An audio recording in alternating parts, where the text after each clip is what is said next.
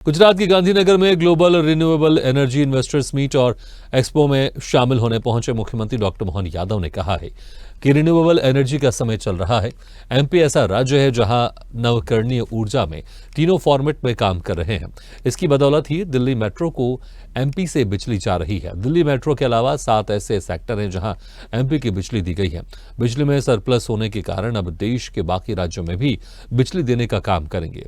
हमें 2030 तक का टारगेट दिया गया है, जिसे 2028 में हम अचीव कर लेंगे। वहीं उन्होंने कहा कि ऊर्जा क्षेत्र के विकास के लिए गुजरात में कार्यक्रम है। नवकरणीय ऊर्जा के अलग अलग प्रयोग से कार्बन उत्सर्जन कम करना और इन क्षेत्रों में प्रोत्साहन देने का प्रधानमंत्री नरेंद्र मोदी का प्रयास है। नवकरणीय ऊर्जा का एक शरीर अगर बनाए तो पूरे देश के अलग अलग हिस्सों से, जैसे मध्य का ऐसे आखिरी में जो स्थान होता है, मध्य प्रदेश का भी वही स्थान है। आपका धन्यवाद। कुल मिलाकर के हमारे अपने इस रचनाओं में जो नवकरणीय ऊर्जा काम कर रही है, मैं आपके सामने बताना चाहूंगा यशस्वी प्रधानमंत्री ने जो लक्ष्य रखा है, खासकर 2030 तक 500 गीगावाट का मध्य प्रदेश पूर्ण क्षमता के साथ उस दिशा में आगे बढ़ रहा है। 2012 तक मध्य प्रदेश में नवकरणीय ऊर्जा की क्षमता 500 मेगावाट से भी कम थी, लेकिन हमने अलग से विभाग का गठन कर विभिन्न नीतियों से और अलग अलग प्रकार के प्रोत्साहन से 12 साल में 14 गुना 7,000 मेगावाट तक मध्य प्रदेश में नवकरणीय ऊर्जा का आज स्थान बना है। रीवा सौर परियोजना के अंतर्गत बड़े बड़े जो सौर ऊर्जा पार्क स्थापित किए हैं, इसने तो पहली बार देश में कोयला उत्पादित ऊर्जा से भी सस्ती सौर ऊर्जा उपस्थित की है, जिसके कारण से दिल्ली की मेट्रो को भी हमारे यहाँ से सौर ऊर्जा दी जा रही है। यही कारण है कि ऐसे कई यूनिवर्सिटियां, हार्वर्ड यूनिवर्सिटी में भी इसे केस स्टडी के नाते से पढ़ाया जा रहा है। आगर, शाजापुर, नीमच सौर परियोजना में नीमच सौर परियोजना में बिजली का टैरिफ तो 2.14 रुपए प्रति यूनिट है, जो देश का न्यूनतम है। इसी परियोजना से प्रदेश में भारतीय रेल को भी हम बिजली सप्लाई कर रहे हैं। आगर, शाजापुर, नीमच में 1500 मेगावाट का सोलर परियोजना निर्माणाधीन है। मध्य प्रदेश असंभव को भी संभव करने में अपनी विशेष भूमिका रखता है।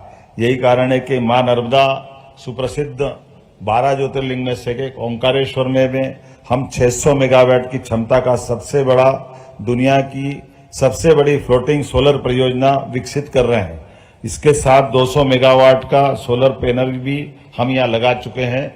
मैं उम्मीद कर रहा हूं कि जिस प्रकार से पानी की वाष्पीकरण से जो हानि होती है, उसको बचाने के लिए एक बड़ी हमारी ये भूमिका रहने वाली है। कई कारणों से अलग अलग प्रकार से हमने अपने सभी प्रकार की नवकरणीय ऊर्जा का प्रोत्साहन देने में अपनी गति बढ़ाई है। मिशन मोड में 2025 तक सभी शासकीय भवनों पर सोलर रूफटॉप लगाने का हमने निर्णय किया है। हमारी सरकार पंप हाइड्रो ऊर्जा भंडारण की योजना पर भी काम कर रही है। आगर, धार, अशोकनगर, भिंड, शिवपुरी, सागर जिलों में 15,000 हेक्टेयर भूमि चिन्हित की है, जहां 7,500 मेगावाट सौर ऊर्जा संयंत्र की स्थापना की जाएगी। उज्जैन, आगर, धार, मंदसौर, रतलाम में 3,000 मेगावाट पवन ऊर्जा स्थापित करने का हमने लक्ष्य रखा है। अब रिन्यूएबल एनर्जी को प्रमोट करने में मध्य प्रदेश के नर्मदापुरम में 464.65 करोड़ की लागत से 227.54 एकड़ अत्याधुनिक मैन्युफैक्चरिंग जोन स्थापित कर रहे हैं। मध्य प्रदेश इस जोन में भूमि, विद्युत, जल दरों पर आकर्षक प्रोत्साहन दे रहा है, जिसमें भूमि प्रब्याजी 1 रुपये टोकन पर भूमि का आवंटन हम करेंगे। लीज रेंट भी वार्षिक दर 1 रुपया प्रति वर्ग मीटर देने वाले हैं।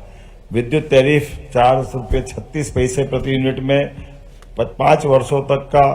इसके अलावा प्रदेश की भी और कई सारी रियायत हम देने वाले हैं। मैं आश्वस्त करता हूं माननीय प्रधानमंत्री जी के नेतृत्व में 2030 तक 500 गीगावाट नवकरणीय ऊर्जा के लक्ष्य प्राप्त करने में मध्य प्रदेश एक अपनी बड़ी भूमिका अदा करेगा। और मैं समझ सकता हूं कि आज के इस महत्वपूर्ण आयोजन में हम सब ने मिलकर जो अपना नया लक्ष्य लिया, हम अपने अपने लक्ष्य की प्राप्ति करेंगे। एक बार फिर मेरी अपनी ओर से आप सबको बधाई। बहुत बहुत धन्यवाद।